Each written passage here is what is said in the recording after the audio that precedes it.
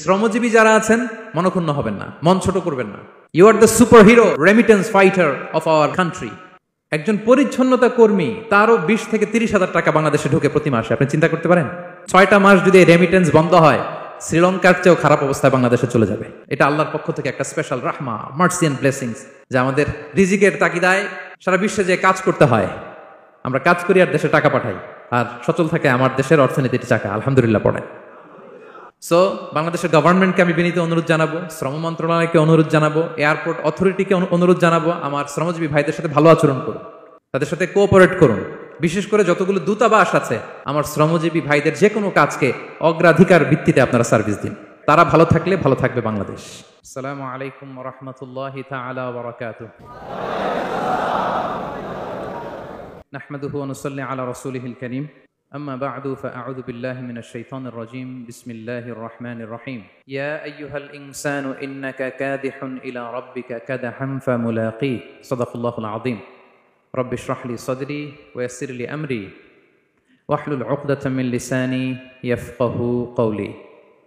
Bangladesh youth community Malaysia কর্তৃক আয়োজিত আন্তর্জাতিক শ্রমিক দিবস 2024 উপলক্ষে মালয়েশিয়ার রাজধানী কুয়ালালামপুরের ডাউন টাউনে অবস্থিত উইসমা এমসিএ এর গ্র্যান্ড বলরুমে ইসলামে শ্রমিকের অধিকার শীর্ষক আলোচনা সভায় আপনারা যারা উপস্থিত হয়েছেন, আপনাদের সবাইকে জানাচ্ছি আন্তরিক শুভেচ্ছা এবং অভিনন্দন। আহলান ওয়া সাহলান ওয়া মারহাবান বিকুম ফি হাদাল লিকা আত-তাইয়িব আল মুবারাক। আলহামদুলিল্লাহ, আমরা অত্যন্ত সৌভাগ্যবান যে আমরা এমন একটা ধর্ম পেয়েছি যে ধর্মটা মজলুমকে নিয়ে কথা বলে। The vulnerable people of the society, সমাজে যারা মজলুম, অসহায়, যাদের কথা কেউ বলে না, তাদের অধিকার নিয়ে ইসলাম কথা বলে। আলহামদুলিল্লাহ পড়েন। ইসলাম শ্রমিকের অধিকার নিয়ে কথা বলে, লেবার রাইটস নিয়ে ইসলাম কথা বলে, ইসলাম উইমেন রাইটস নিয়ে কথা বলে, নারী অধিকার নিয়ে কথা বলে, ইসলাম হিউম্যান রাইটস নিয়ে কথা বলে, ইসলাম মানবাধিকার নিয়ে কথা বলে, ইসলাম অ্যানিমাল রাইটস নিয়ে কথা বলে, প্রাণী অধিকার নিয়ে কথা বলে। আল্লাহু আকবার।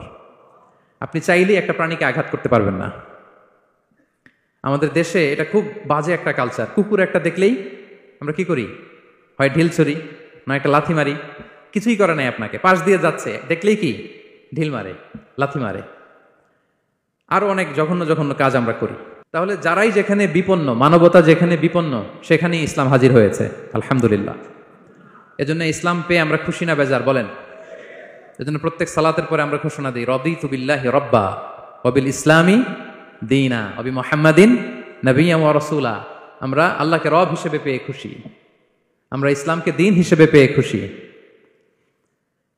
তো আমরা রাসূল সাল্লাল্লাহু আলাইহি ওয়াসাল্লামকে নবী এবং রাসূল হিসেবে পেয়ে খুশি। তার মানে প্রত্যেক সালাতের পরে আমরা কি করি? এটা অ্যানাউন্সমেন্ট দেই। তো ইসলাম এমন একটা ধর্ম, যেখানেই মানবতা বিপন্ন সেখানেই ইসলাম হাজির। তো আজকে আমরা লেবার রাইটস ইন ইসলাম, ইসলামে শ্রমিকের কি অধিকার, শ্রমিকদের যে রাইটস আছে, অধিকার আছে, এটা নিয়ে ইসলাম কি বলে, এই টপিকে আমরা কথা শুনবো ইনশাআল্লাহ বিইذنিল্লাহ। সম্মানিত শুধু আমি শুরুতেই কালামুল্লাহ মাজিদের একটি আয়াত তেলাওয়াত করেছি, সূরাতুল ইনশিকাকের 6 নম্বর আয়াত, যেখানে আল্লাহ তাআলা ইরশাদ করছেন, ইয়া আইয়ুহাল ইনসানু ইন্নাকা কাদিহুন ইলা রাব্বিকা কাদহান ফামুলাকি। অর্থাৎ হে মানুষ, তুমি তোমার রবের কাছে পৌঁছা পর্যন্ত কঠোর পরিশ্রম করতে হবে, অতঃপর তুমি তার সাক্ষাৎ লাভ করবে। আমাদের আলটিমেট গোল হচ্ছে আমরা আল্লাহর কাছে ফিরে যাব, ঠিক কিনা বলেন? কেউ মারা গেলে আমরা কি বলি? ইন্না লিল্লাহি ওয়া ইন্না ইলাইহি রাজিউন। আমরা আল্লাহর জন্য এবং আল্লাহর দিকেই আমরা ফিরে যাব। তো আল্লাহ বলেন, ইন্নাকা কাদিহুন ইলা রাব্বিকা কাদহান ফামুলাকি। হে মানুষ, তুমি তোমার রবের কাছে পৌঁছা পর্যন্ত কঠোর পরিশ্রম করতে হবে, তারপরে তুমি তোমার রবের সাক্ষাৎ পাবে। তার মানে এই দুনিয়াটা হচ্ছে পরিশ্রমের জায়গা। প্রিয় ভাইরা, এখানে পরিশ্রম না করলে সফলতার দেখা মিলে না। বাঁচতে হলে, সারভাইভ করতে হলে, টিকে থাকতে হলে আপনাকে পরিশ্রম করতে হবে। এই পৃথিবীতে কেউ কাউকে জায়গা করে দেয় না, এখানে জায়গা করে নিতে হয়, ঠিক কিনা বলেন? আপনি যদি পরিশ্রম করেন, পরিশ্রমে যে ঘাম ঝরে শরীর থেকে, পরিশ্রমের ঘামে জন্ম নেয় সফলতার বীজ। আপনি যখন হাড় ভাঙা পরিশ্রম করবেন, এই পরিশ্রমে যে লোনা পানি বেরোবে, যে ঘাম বেরোবে, এই ঘামেই জন্ম নেয় সফলতার বীজ। এবং সফলতার কোনো শর্টকাট হয় না প্রিয় ভাইরা। অনেকে অল্পতে সফল হতে চায়, শর্টকাট খুঁজে, আছে না নাই? না, সফলতার জন্য আপনাকে লং কাটে যেতে হবে। ওখানে কোনো লিফট থাকে না, সিঁড়ি বেয়ে উঠতে হয়। অনেকে চায় যে সফলতার লিফটে উঠবো, সুইচ চাপবো, সাকসেসফুল ইন লাইফ। না, এত সহজ না, আপনাকে সিঁড়ি বেয়ে উঠতে হবে। তাহলে পরিশ্রমের কোনো বিকল্প নেই। এই দুনিয়াটা হচ্ছে পরিশ্রমের জায়গা, সংগ্রামের জায়গা। আপনি সফল হতে হলে আপনাকে পরিশ্রম করতে হবে, করতেই হবে। আর পরিশ্রমে কোনো লজ্জা নেই। আমি বিভিন্ন আমার আলোচনায় বলি, কাজে লজ্জা নেই। কিসে লজ্জা নেই? আওয়াজ করে বলুন সবাই। কাজে লজ্জা নেই। লজ্জা হচ্ছে অলসতায়, লজ্জা হচ্ছে হাত পাতায়, লজ্জা হচ্ছে অকর্মণ্যতায়। কাজে লজ্জা আছে? লজ্জা কিসে বলেন সবাই? লজ্জা হচ্ছে অলসতায়, অকর্মণ্যতায়। যারা কাজ না করে ফুটানি মারে ওইটাতে লজ্জা। অনেকে আছে ফুটানি মারে, আছে না নাই? কাজ করে না, শো অফ, ফুটানি, এই ফুটানিতে লজ্জা। কিন্তু পরিশ্রমে কোনো লজ্জা নেই। এজন্য আল্লাহ তাআলা বললেন, ইয়া আইয়ুহাল ইনসান ইন্নাকা কাদিহুন ইলা রাব্বিকা কাদহান ফামুলাকি। হে মানুষ, তোমার রবের কাছে পৌঁছা পর্যন্ত তোমাকে পরিশ্রম করতে হবে, হাড় ভাঙা পরিশ্রম করে আমার কাছে আসতে হবে, তবেই সফলতা মিলবে। অন্য আয়াতে আল্লাহ তাআলা বলছেন, লাকাদ খলাকনাল ইনসানা ফি কাবাদ। নিশ্চয়ই মানুষকে আমি কষ্ট এবং পরিশ্রম নির্ভর করে তৈরি করেছি। এই পৃথিবীতে টিকে থাকতে হলে তাকে পরিশ্রম করতে হয়, কষ্ট করতে হয়। এবং দুনিয়ার এই সাইকেলটা যদি দেখেন, দিন এবং রাতের যে সাইকেল, রাতকে আল্লাহ বানিয়েছেন ঘুমের জন্য, রেস্ট নেওয়ার জন্য, বিশ্রামের জন্য, আর দিনকে আল্লাহ বানিয়েছেন কর্মচঞ্চল করে, কাজের জন্য। দিনের মধ্যে কর্মস্পৃহা আছে। আল্লাহ তাআলা সূরা নাবাতে বলছেন, ওয়াজআলনান নাহারা মাআশা। আমি দিনকে বানিয়েছি কর্মচঞ্চল, দিনে আপনি কাজ করবেন, হাড় ভাঙা পরিশ্রম করবেন, তবেই সফলতা ধরা দিবে। ঠিক কিনা বলেন? তাহলে প্রথমে আমরা জানলাম এই পৃথিবীতে পরিশ্রম করতেই হবে, পরিশ্রমের কোনো বিকল্প নেই। সফল হতে চাইলে কি করতে হবে? আওয়াজ করে বলবেন, কি করতে হবে? এবং ইসলাম এই পরিশ্রমকে উৎসাহিত করে, পরিশ্রমের মাধ্যমে যে ইনকাম, এটাকে উৎসাহিত করে। বিষ্ণু ঈসা ইসলাম বলেন, মা আকালা আহাদুন তাআমান কাত্তু খায়রান আইয়াকুলা মিন আমালি ইয়াদাই। মানুষ পরিশ্রম করে তার দুই হাত দিয়ে উপার্জন করে যে জীবিকা নির্বাহ করে, এর চেয়ে শ্রেষ্ঠ জীবিকা পৃথিবীতে আর নেই। আল্লাহু আকবার।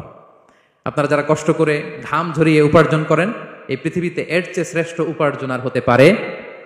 পরিশ্রম করে ঘাম ঝরিয়ে আপনি যে রিজিক এর বন্দোবস্ত আপনার হয়, এই খাবারের চেয়ে শ্রেষ্ঠ খাবার পৃথিবীতে হতে পারে? এরপর বিষ্ণু ঈসা ইসলাম বললেন, ওয়া ইন্না নাবিয়াল্লাহি দাউদ আলাইহিস সালাম কানা ইয়াকুলু মিন আমালি ইয়াদিহি। আল্লাহর নবী দাউদ আলাইহিস সালাম তিনি নিজ হাতের উপার্জন থেকে খেতেন। সুবহানাল্লাহি বিহামদি।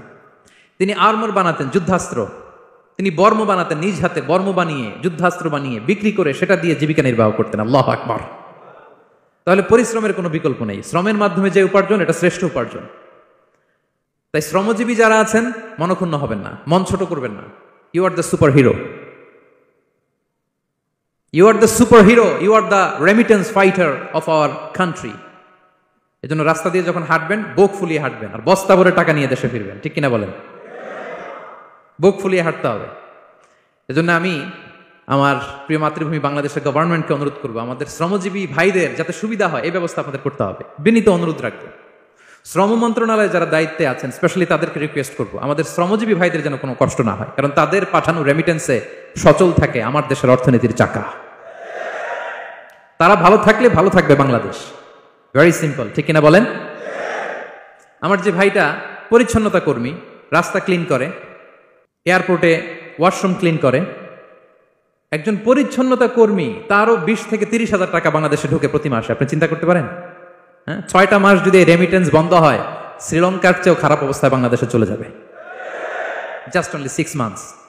ভয়ঙ্কর অবস্থা হবে বাংলাদেশের। এটা আল্লাহর পক্ষ থেকে একটা স্পেশাল রাহমা, মার্সি এন্ড ব্লেসিংস, যে আমাদের রিজিকের তাগিদায় সারা বিশ্বে যে কাজ করতে হয়, আমরা কাজ করি আর দেশে টাকা পাঠাই, আর সচল থাকে আমার দেশের অর্থনীতির চাকা। আলহামদুলিল্লাহ পড়ে। সো বাংলাদেশের গভর্নমেন্টকে আমি বিনীত অনুরোধ জানাবো, শ্রম মন্ত্রণালয়কে অনুরোধ জানাবো, এয়ারপোর্ট অথরিটিকে অনুরোধ জানাবো, আমার শ্রমজীবী ভাইদের সাথে ভালো আচরণ করুন, তাদের সাথে কোঅপারেট করুন। বিশেষ করে যতগুলো দূতাবাস আছে সারা বিশ্বে, বাংলাদেশের যে মিশনগুলো, দূতাবাসগুলো, আমার শ্রমজীবী ভাইদের যে কোনো কাজকে অগ্রাধিকার ভিত্তিতে আপনারা সার্ভিস দিন। এটা দিতেই হবে। ঠিক কিনা বলেন? তারা ভালো থাকলে ভালো থাকবে বাংলাদেশ। তো এই জন্য শ্রমের কোনো বিকল্প নাই। নিজ হাতে উপার্জিত অর্থ, নিজ হাতে উপার্জিত কামাই, এটা শ্রেষ্ঠ কামাই। তো আলহামদুলিল্লাহ আজকের অডিয়েন্সের মধ্যে শ্রমজীবী ভাইয়েরা বেশি। আলহামদুলিল্লাহ পড়েন। এটা আমাদের সৌভাগ্য। এই যে বাংলাদেশে এখন চাকরি নাই, চাকরির বাজার মন্দা, মাস্টার্স পাস করে বেকার টোটো কোম্পানির ম্যানেজার, এরকম আছে না নাই? তার বিপরীতে আল্লাহ তাআলা আপনাদেরকে মালয়েশিয়া নিয়ে আসছে। প্রতি মাসে আপনি টাকা পাঠান, আলহামদুলিল্লাহ। আপনি বাংলাদেশের যে উন্নয়ন, বাংলাদেশের যে ডেভেলপমেন্ট, এই যে স্মার্ট বাংলাদেশ বলে বলে মন্ত্রীরা মুখে ফেনা তুলে ফেলে, এটার গর্বিত অংশীদার আপনি। ঠিক কিনা বলেন? আপনি গর্বিত অংশীদার। You are the contributor, you are the real contributor. আপনার অবদানে বাংলাদেশ আজকে সচল, আলহামদুলিল্লাহ। সো মন ছোট করার কোনো সুযোগ নেই। নিজ হাতে উপার্জিত কামাই এটা পৃথিবীর শ্রেষ্ঠ কামাই, আলহামদুলিল্লাহ। পরিশ্রমের মাধ্যমে যে উপার্জন, এটাকে ইসলাম আমাদেরকে উৎসাহিত করে। শুধু নামাজ, রোজা, জিকির এগুলো নিয়ে ইসলাম আমাদেরকে পড়ে থাকতে বলেনি। কোরআনিক অর্ডার হচ্ছে আপনার নামাজ শেষ, আপনি বেরিয়ে পড়বেন, কাজে বেরিয়ে যাবেন। ফাইদা কুদিয়াতিস সালাতু ফান্তাশিরু ফিল আরদি ওয়াবতাগু মিন ফাদলিল্লাহ। বিধানটা কার বলুন? আওয়াজ করে বলুন, বিধানটা কার? এটা কোরআনিক ভার্ডিক্ট, কোরআনের বিধান। নামাজ শেষ, গোল হয়ে বসে জিকির করতে বলে নাই আল্লাহ। আল্লাহ বলেছে ফান্তাশিরু ফিল আরদ ওয়াবতাগু মিন ফাদলিল্লাহ, জমিনে ছড়িয়ে পড়ো, আল্লাহর রিজিক তালাশ করো। নামাজ শেষ, বেরিয়ে যাবেন। কৃষক চলে যাবে মাঠে, শ্রমজীবী চলে যাবে ফ্যাক্টরিতে, শিক্ষকরা চলে যাবে তাদের শিক্ষা প্রতিষ্ঠানে, কর্পোরেট ওয়ার্ল্ডের লোকেরা চলে যাবে তাদের প্রতিষ্ঠানে।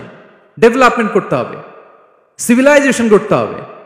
নামাজের পরে গোল হয়ে বসে থাকা চলবে না। কি ব্যালেন্স দেখেছেন ইসলাম? আজান হয়েছে তো মসজিদে আসো, নামাজ শেষ বেরিয়ে পড়ো, আলহামদুলিল্লাহ। কি ভারসাম্যপূর্ণ ইসলাম। ফাইদা কুদিয়াতিস সালাতু ফান্তাশিরু ফিল আরদ, যখন সালাত শেষ জমিনে ছড়িয়ে পড়ো, আল্লাহ রিজিক অন্বেষণ করো। তাহলে শুধু নামাজ রোজার মধ্যে ইসলাম নয়, আপনাকে কর্মঠ হইতে হবে, পরিশ্রম করতে হবে, হাড় ভাঙা পরিশ্রম। বিশ্বনবী সাল্লাল্লাহু আলাইহি ওয়াসাল্লাম অত্যন্ত পরিশ্রমী ছিলেন। He started his first career as a shepherd, সুবহানাল্লাহ। ওনার প্রথম ক্যারিয়ার উনি রাখাল হিসেবে শুরু করেছেন। রাখালরা যে কাজ করে, অর্থাৎ মরুভূমিতে ভেড়া, মহিষ, ভেড়া, ছাগল, তারপর বকরি, দুম্বা, এই চরানোর কাজগুলো দিয়ে বিষ্ণু সাল্লাল্লাহু আলাইহি ওয়াসাল্লাম তার ক্যারিয়ার শুরু করেছেন অ্যাজ এ শেফার্ড। বিষ্ণু সাল্লাল্লাহু আলাইহি ওয়াসাল্লাম বলেন, সহিহ বুখারীর বর্ণনা, মা বাআসাল্লাহু নাবিয়্যান ইল্লা রাআল গানাম। আল্লাহ তাআলা এই পৃথিবীতে এমন কোন নবী পাঠায় নাই যে নবীরা ছাগল চড়ায় নাই। সুবহানাল্লাহ পড়বেন না? সাহাবারা বললেন, ওয়া আনতা ইয়া রাসূলুল্লাহ, হে আল্লাহর নবী, আপনিও ছাগল চড়িয়েছেন? বিষ্ণু সাল্লাল্লাহু আলাইহি ওয়াসাল্লাম বললেন, নাআম, আমিও ছাগল চড়িয়েছি। ওয়া কুনতু আরআহা আলা কারারিত লি আহলি মক্কা, আমি অল্প কিছু মজুরির বিনিময়ে, অল্প কিছু টাকার বিনিময়ে, সামান্য কিছু পারিশ্রমিকের বিনিময়ে মক্কার লোকদের ছাগল চড়িয়ে দিতাম। সুবহানাল্লাহ পড়েন। ছাগল হচ্ছে খুব টেরা প্রাণী, ডানে টানলে বায়ে যায়, বায়ে টানলে ডানে যায়। তাদেরকে একসাথে করা এজ এ শেফার্ড, এটা মরুভূমিতে খুব কষ্টের কাজ। আল্লাহ তাআলা প্রত্যেক নবীকে দিয়ে ছাগল চড়িয়েছেন যাতে করে কিছুদিন পরে নবীরা মানুষ চড়াতে পারে। সুবহানাল্লাহ। আল্লাহ বুঝাতে চাইলেন, এখন ছাগল চড়াও, এদের উপর যদি কন্ট্রোল নিতে পারো তাহলে মানব জাতির উপর কন্ট্রোল নিতে পারবো। আল্লাহু আকবার। এজন্য প্রত্যেকটা নবীকে দিয়ে, সহিহ বুখারীর বর্ণনা, মা বাআসাল্লাহু নাবিয়্যান ইল্লা রাআল গানাম, আল্লাহ পৃথিবীতে এমন কোন নবী পাঠায় নাই যেই নবীকে দিয়ে আল্লাহ ছাগল চড়ায় নাই। তো বিষ্ণু সাল্লাল্লাহু আলাইহি ওয়াসাল্লাম ছাগল চড়িয়েছেন, অত্যন্ত সুঠাম দেহী ছিলেন, কর্মঠ ছিলেন। তার মানে বিষ্ণু সাল্লাল্লাহু আলাইহি ওয়াসাল্লামও পরিশ্রম করে উপার্জন করেছেন, ঠিক কিনা? ছাগল চড়াতেন, তার বিনিময়ে সামান্য কিছু পারিশ্রমিক নিতেন, মজুরি নিতেন, এতে লজ্জা নাই। এজন্য এই কথা দিয়ে শুরু করেছি যে কাজে লজ্জা নেই। এই তো বিষ্ণু সাল্লাল্লাহু আলাইহি ওয়াসাল্লামের ক্যারিয়ার গেল। আমরা যদি সাহাবাদের জীবনী দেখি, ওনারাও পরিশ্রমী ছিলেন। কেউ খেজুর বাগানে কাজ করতেন, কেউ কৃষি কাজ করতেন, কেউ বাজারে ব্যবসা করতেন, কেউ বসে থাকেন নাই। হাড় ভাঙা পরিশ্রম করেছেন প্রত্যেকটা সাহাবা। তারা আমাদের মডেল, তারা আমাদের সুপার হিরো, তারা আমাদের আইকন, ঠিক কিনা? নবীরা আমাদের মডেল, সাহাবারা আমাদের মডেল। বিষ্ণু সাল্লাল্লাহু আলাইহি ওয়াসাল্লাম কর্মঠ ছিলেন, ওনার সাহাবারা অত্যন্ত কর্মঠ ছিল। কেউ বসে থাকতেন না, পরিশ্রম করতেন, হাড় ভাঙা পরিশ্রম করতেন, উপার্জন করতেন। তারা আমাদের জন্য প্রেরণার বাতিঘর। অনেক সাহাবাদের বায়োগ্রাফি থেকে আপনাদেরকে ঘটনা শেয়ার করা যাবে। আমি একজন সাহাবার জীবনী শোনাবো আপনাদেরকে। আব্দুর রহমান ইবনে আউফ রাদিয়াল্লাহু তাআলা আনহু। 10 জন জান্নাতের, দুনিয়াতে বসে যে 10 জন সাহাবা জান্নাতের সুসংবাদ পেয়েছেন তাদের মধ্যে একজন, আলহামদুলিল্লাহ বলেন। আব্দুর রহমান ইবনে আউফ রাদিয়াল্লাহু তাআলা আনহু প্রথম 8 জন মক্কায় যারা কালিমা পড়ে মুসলমান হয়েছে তাদের একজন। তার স্ট্যাটাসটাকে জেনে নেন। তো তিনি যখন মক্কা থেকে হিজরত করে মদিনায় গেলেন, মনে রাখবেন মক্কা থেকে যে সাহাবার বাড়ি ঘর ছেড়ে হিজরত করেছে তাদেরকে বলে মহাজির, মানে হিজরতকারী সাহাবা। আর মদিনাতে যে সমস্ত সাহাবারা তাদেরকে রিসিভ করেছেন তাদেরকে বলে আল আনসার, মানে সাহায্যকারী সাহাবা। তো যারাই হিজরত করে মক্কা থেকে মদিনায় যেত, বিষ্ণু সাল্লাল্লাহু আলাইহি ওয়াসাল্লাম মদিনার কোন সাহাবীর সাথে তার ভাই পাতিয়ে দিতেন, আল মুআখাত, ব্রাদারহুড করে দিতেন, দায়িত্ব দিতেন যে তুমি এই সাহাবীকে দেখবে। তো আব্দুর রহমান ইবনে আউফ রাদিয়াল্লাহু তাআলা আনহু যখন হিজরত করে গেলেন, তার দেখভাল করার জন্য যে সাহাবীর দায়িত্ব পড়ল তার নাম হচ্ছে সাআদ ইবনে রাবিয়া, আনসারী সাহাবী রাদিয়াল্লাহু তাআলা আনহু। বিষ্ণু বললেন, সাআদ, আব্দুর রহমান ইবনে আউফ তোমার ভাই, ভাই বানিয়ে দিলেন। কি বানিয়ে দিলেন? তুমি তাকে টেক কেয়ার করবে, সে হবে তোমার মেহমান। সুবহানাল্লাহ। সাদ ইবনে রবি রাদিয়াল্লাহু তাআলা আনহু তিনি আব্দুর রহমান ইবনে আউফকে ডেকে নিয়ে গেলেন, ঘরে নিয়ে গেলেন মেহমানকে, এবং বললেন, ইয়া সাআদ ইন্নী আকসারুল আনসারি মালান, হে সাআদ তুমি চিন্তা করো না, তুমি মনে করো না যে তোমার ভরণ পোষণ দিতে আমার কষ্ট হবে, আমি মদিনার সবচাইতে বড় বিজনেস ম্যাগনেট, সবচাইতে বড় বিজনেস ম্যাগনেট আমি। No tension, don't worry about it, tension নিও না, আসো তোমার জন্য আমার কি প্রপোজাল শোনো। ফাআকসিমু লাকা নিসফা মালি, আমার যত সম্পদ আছে আমি অর্ধেক তোমার দিয়ে দিব। সুবহানাল্লাহ, এত আসতে। আপনার বাড়িতে কেউ মেহমান হলে করতে পারবেন এরকম? আল্লাহ, কেমন প্রেরণার বাতিঘর তারা। ফাআকসিমু নিসফা মালি, হে আব্দুর রহমান ইবনে আউফ, আমার অর্ধেক সম্পদ তোমারে দিয়ে দিব। এখানেই শেষ না, এরপর বলতে লাগলেন, আমার অনেকগুলো স্ত্রী আছে, তুমি কোথায় যে মেয়ে খুঁজবা, প্রস্তাব দিবা, এত ঝামেলার দরকার নাই। আমার কোন স্ত্রীকে তোমার ভালো লাগে বলো, তার যদি তোমাকে ভালো লাগে তাহলে প্রয়োজনে তাকে আমি ডিভোর্স দিয়ে দিব, তাকে নিয়ে তুমি সুখের সংসার করবা। আল্লাহু আকবার, আল্লাহু আকবার। অর্ধেক সম্পদ দিয়ে দিব, আমার একাধিক স্ত্রী আছে, কাউকে যদি তোমার পছন্দ হয় এবং সেও যদি তোমাকে পছন্দ করে, প্রয়োজনে তাকে ডিভোর্স দিব, new life, new career, just go on. আমরা এই সুযোগ পেলে কি করতাম? সাথে সাথে অর্ধেক সম্পদ নিয়ে নিতাম, ঠিক কিনা? আব্দুর রহমান ইবনে আউফ, প্রেরণার বাতিঘর, উনি কি করলেন? উনি বললেন, লা হাজাতা লি ফি যালিক, আমার ভাই তুমি যে বলছো, এ সাদ ইবনে রবি, তুমি যে এত চমৎকার প্রপোজাল দিয়েছো, এতেই আমি খুশি, তোমার কোনো কিছুর আমার দরকার নাই। বারাকাল্লাহু লাকা ফি আহলিকা ওয়া মালিক, আল্লাহ তোমার সম্পদেও বরকত দেখ, আল্লাহ তোমার পরিবারেও বরকত দেখ। তবে একটা কষ্ট করতে হবে, সেটা কি?